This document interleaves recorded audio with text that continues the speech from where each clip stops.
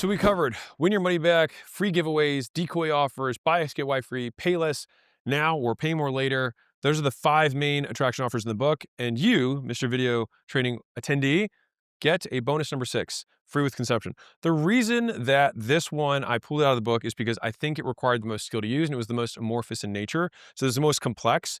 But it is one of the most used things that people have in marketing. So let's dive into it. Now, this one, same 5, how I learned it.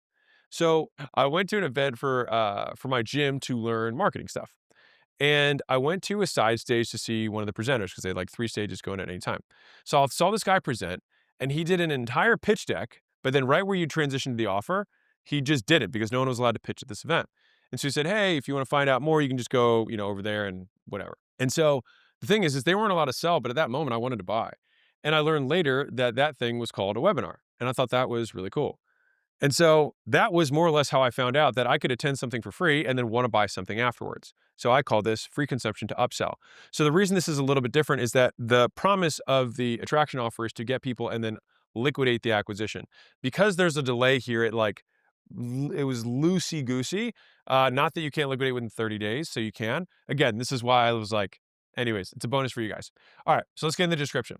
So I'll show this image real quick. So this is like a lot of times the consumption thing is 20 minutes long to 5 days long. So it could be one free video, it could be a PDF, it could be an audio, it could be a live event, it could be a workshop, anything that someone's going to consume a ton that then they go, "Oh, this thing's free." They learn a bunch. They say, "Oh, I can do this." And then they put money down.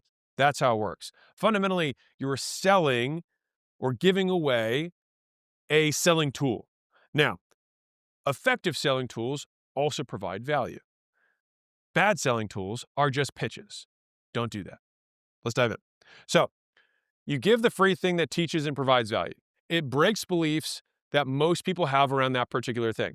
And so the more knowledgeable you are about your customer or your prospects, the more you can systematically break their beliefs around the opportunity that you have or whatever service you provide that people get hung up on. So think about this as like FAQs on steroids.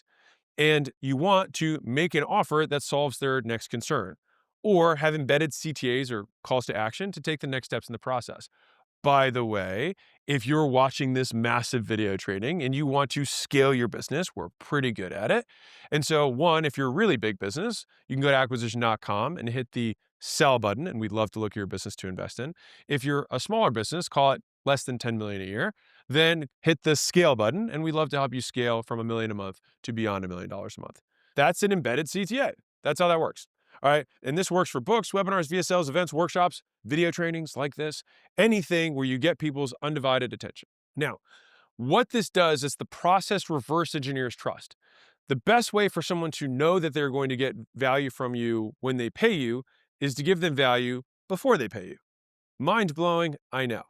And so I believe that education is at the core of advertising. It's the core of marketing. It's that you help people shift their beliefs around something so that they make a decision to buy. And so the amount of time that you need is in direct proportion to the price of the thing you sell, how cold the audience is, and what that price is relative to their buying power. So for example, if I'm selling consumers, if I have a $20 thing, I might be able to sell that in a 7-second ad, direct to purchase.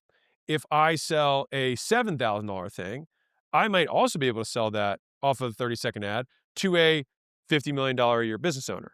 So it depends. It's the price relative to their buying power. But if you're selling a $500 thing, if it's a physical product, maybe you can get it off of an ad.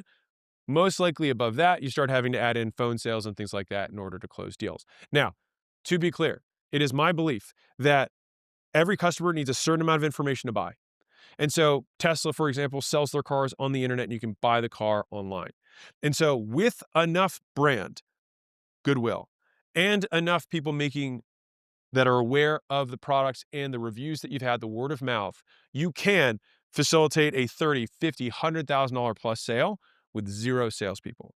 But for every person that opts in on the Tesla site, if they also had 1,000 people calling all the people who didn't follow through with the purchase, they would make even more money.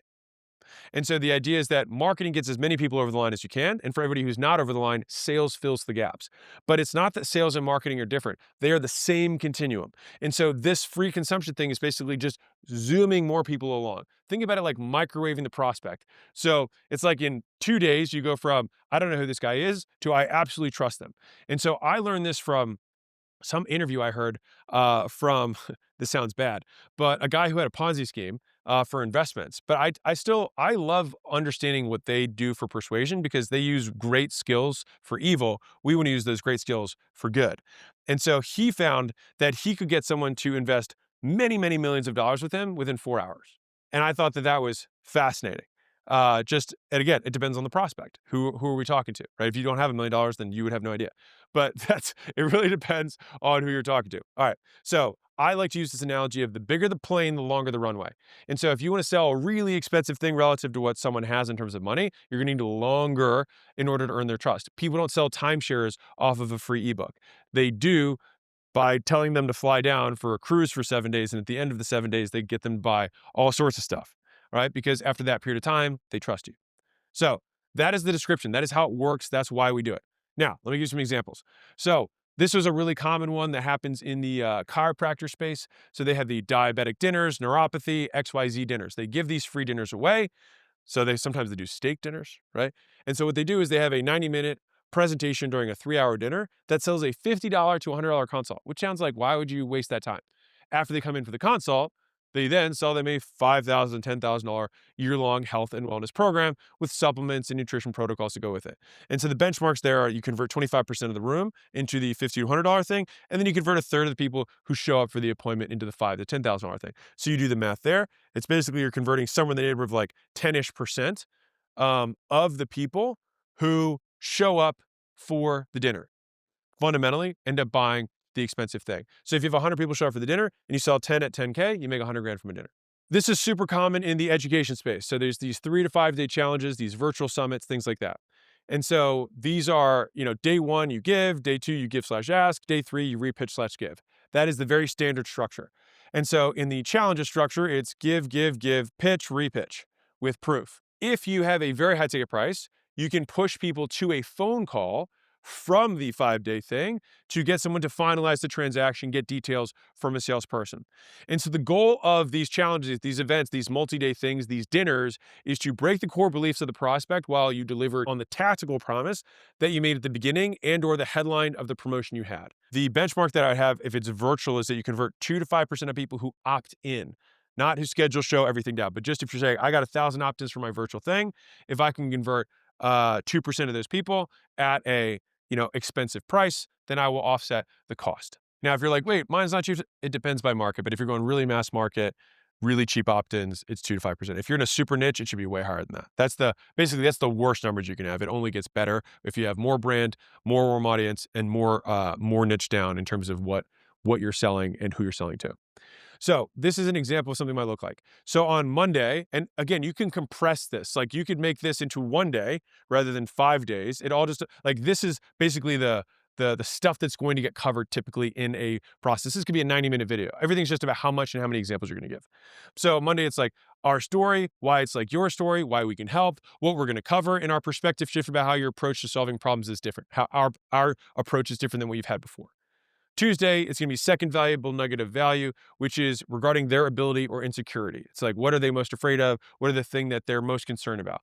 The next one is going to be the second thing that they're also concerned about. This is typically an excuse outside of themselves. So that's like, one is, I don't think I can do it. Something is, this other thing is going to block me from doing it. All right. The next one is going to be, you mentioned your core offer is going to be coming the next day.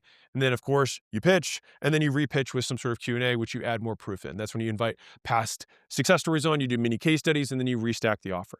All right. So this is fundamentally how it works. Now, if you're a beginner, this is flashing Vegas lights. Okay. So by the time you're seeing this, we should have done a big school launch for people. This is more or less what I teach all the beginners to do. And you're like, wait, I thought it was complex. If you want to do it at scale, it's complex. If you want to do it one-on-one, it's the simplest way to sell. So hear me out. You could do this with one person at a time. And so you could say, hey, instead of calling it a 3 to 5 day challenge, say, I will spend 5 days with you. Doesn't have to be full days, it can be 5 1 hour sessions. You get 5 hours of my time to help you get this goal. Insert goal. On the first day, you're going to frame the fact that you're going to make an offer at the end. You say, hey, before you get going, is it okay if at the end of this whole thing, I just make you an offer of what it would look like to work with me long term? If they say no, then don't do the rest of it, right? But during that process, you should understand what their goals are, what the reasons that the obstacles have gotten in the way for them, um, and basically all the friction that they've had to deal with in the past. So this is basically like a closure framework. Clarify where they're labeling the problem, over their past pain, and then sell them the vacation being what we're going to accomplish together in the next 5 days. Explain away whatever their concerns are, reinforce decision, and then you frame the sale. All right. Sorry that was fast. You can watch it again on slow. That's what you would do on the first day. The next 2 3 days, whatever it is, you then overcome the main beliefs that they're going to have about the things that are going to stop them. You're going to show them one-on-one. And at the end, you say, hey, ask for a referral. Anybody else so you can recap it. Hey, was this great? Then you can ask for other people who would like to go through this free thing with you. And then finally, you can make your offer. Hey, remember that thing I told you about again? Do you mind if I tell you about it now? Now, if you're a super beginner, you can just ask them, what do you think working with me for $3,000 per year would look like to you? Then they can tell you the offer. And then you can say, yeah, that sounds good. Let's do that. Right? If you have no idea, if you have 20 of those conversations, you're going to have a pretty decent idea. And then you can start making the offer. So this is the easiest way, because if you suck at sales, it's way easier to sell when you spend 5 hours with someone building value. This is exactly what I did when I started my first business. Is I told people to donate $500 to $1,000 to the charity of their choice, and I'd worked with them for 12 weeks. Those 12 weeks was one time a week for the 12 weeks, and then I pitched them at the end for staying more stuff. Now I learned now I should have pitched them halfway through, and I probably could have done it in 6 weeks. Lots of things I learned, and so here there's just X amount of time you need to spend, and you can microwave it with the prospect. You can just do it in 5 days rather than 5 weeks by just compressing the time period. So these might be headlines for whatever your free thing is. So it's like free find your perfect product entrepreneurship challenge. So you could say, if you're a beginner, hey, I'll spend 5 hours with you to help you find your perfect product. What happens when someone has the perfect product? They're going to want to learn how to advertise. They're going to learn how to put it on a website. They're going to learn how to manage inventory and all the other things that go with it. When you solve one problem, you create others, which you can solve in exchange for money. And they will believe you because you fulfilled your first promise. If you're a marketing agency, it could be free 5-day, find your niche agency accounts. Like if I was trying to help people start agencies, a lot of people are like, who do I sell to? It's like, all right, by the end of the 5 days, you're going to know exactly who you're going to sell to. What else are you going to need? You're going to learn how to generate leads. You're going to learn how to sell. You're going to have to learn how to price, all these other things. And so each of these things, a lead magnet, fundamentally what this is a big lead magnet that gets people to opt in. And because it's in a short time period, people like the fact that it's fast, they're going to get this result. You can increase their perceived likelihood of achievement by saying it's one-on-one. You can add scale by adding technology and virtual summits and more automations and things like that. And at the max leverage version of this is you run these things on autopilot every hour, and everything is automated and personalized to the person. That's what the businesses that do $100 million a year are doing. But if you're starting out, you don't have to worry about show-up rates because you can just text the people and see what time they want to meet. All right, you can make this very easy. Weight loss, a plateau buster. You basically walk them through a 5-day plateau buster, what they need to do for eating and drinking and whatever else. Addiction, 5 days to substance-free challenge. Pain, 5-day pain release. Life coach, 5 days to get unstuck. It doesn't matter whatever it is. You can usually deliver a tremendous amount of value in 5 hours of time, or 90 minutes times 5 of time, and this works. So the reason, if you're like, man, why didn't you put this in the book? Because it's really long and there's a lot of stuff to it. All right. And so webinars are an example of this. It's just compressed into 90 minutes. So instead of, day 1, day 2, day 3, like day 1 is origin story, which you just put in the first 15 minutes. Day 2 is the big obstacle that most people are going to encounter. You put that in the next 15 minutes. You basically chunk your way down to 60 minutes, 45 to 60 minutes being the kind of the value piece. And then the next 30 being the pitch with the stack and everything else. All right. So the benchmark for most webinars is converting 10% of the people who show up live. All right. Strategy call. This is one where I want to be really clear. A lot of people have kind of butchered the idea of a strategy call because all sales calls are just considered strategy calls now. But you can get this by telling people that you will not ask for their card on the phone. And this works very sexily if you mean it. And then what you do is you just use your qualification call as the strategy call. And so you do qualify what problems they have, and you should be able to provide value in terms of clarifying what next things are constraining their business, whatever it is. If it's a B2B offer, it's B2C offer, it's what thing is preventing them from hitting their goals. And at that point, you would then be able to reasonably and ethically qualify them for a sales call. But now at that point, you have provided value, and then you can make the offer just being hop on a call with the sales guy. Now, you wouldn't say that. You would say, this is John. John's amazing. He cured cancer, and you also have cancer. Don't do any of that. But you get the idea. You want to edify the salesman and say that he's helped people just like them get to where they want to go. And you want to ideally tie that to people who've done that recently using this specific system. And for this, you want to convert 25% or more of the people who hit on these calls. All right, important points. So the three beliefs that we always have to overcome with every single sale, no matter what, is people point to circumstances. They say life should be easy, and it isn't, and they get upset about it. And so it's like, I don't have the money, which is circumstance thing, because it means that they're not being resourceful. They say, I don't have the time, when really it just means that they're not prioritizing it. Everybody has the same amount of time. And so we have to get them to take the finger of blame and point it towards themselves and say, it's up to me. It's not about my circumstances. It's about my ability to be resourceful, my ability to prioritize, right? And so that is what belief number one you have to break for people is it's not the outside world, it's me. All right. The next one is other people should treat me the way I want them to be treated, and everyone should do what I tell them to. That doesn't happen. And so we have to say, you are actually the one responsible for your own life. And so it's not your business partner, it's not your spouse, it's not your dog, it's not your grandma, it's not your employees. It's you who are the one who are in control. And so instead of asking for permission, you need to be asking for support. And so that's fundamentally the belief that we have to help them break in this thing that other people are going to stop them. So if someone says, oh, I wouldn't be able to do this thing because of my kids, we have to basically reorient that and say, hey, this is actually how it's going to help your kids. Hey, I can't do this because of my spouse. Actually, it's going to help your relationship with your spouse. We have to reframe what they say, and that would be the second big belief. The third big belief is going to be self, which is I can't do this. I'm afraid, right? What happens if I fail? And so we want to get them to confront the decision, give them the variables that it takes to make a logical decision, and make them feel that this is actually a decision that is not rushed at all. It's something that they've been making a long time ago. Today is just the first day they're taking action on it. And so when breaking beliefs, you want to teach concepts, not tactics. This is a big mess up that most people do when they have this free value thing. The reason is that everyone gets value from concepts. Only executors get value from tactics. So, summary. Learn how to break the beliefs, which, by the way you break a belief is you say, this is what you used to believe. This is why it's wrong. This is what's right. This is why it's right. Proof. 5 steps. This is what you believe. This is why it's wrong. This is what's right. This is why it's right. Proof. So provide excessive value, teaching concepts that underpin whatever you sell. This is an education process to create your ideal prospect and ward off people who are not your ideal prospect. So if you get people in and you're like, oh, I'm losing people. If they're the right people, that's bad. If they're the wrong people, that's good. And these can be added to any sales process in any business to increase close rates and the average ticket sold. And so there's a zillion ways to do this. So I'll explain it like this, is that once you can create educational products, if you will, that you would give away for free, you can insert them. So if you have multiple sales in a process, between call 1 and call 2, you can give them a video. If you want them to watch something prior to getting on a call, before call 1, you can force them to watch a video. You can have someone watch 5 videos before they talk to you. Like all of this is just how much friction do we want? How little friction do we need to provide to get people to buy? We want to have as much as needed, but no more. And there you go. I already made my CTA for you, but you can go to acquisition.com if you want to grow your business. But that's my cutesy way of doing it.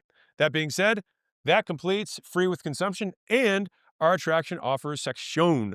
And now we move on to upsell offers.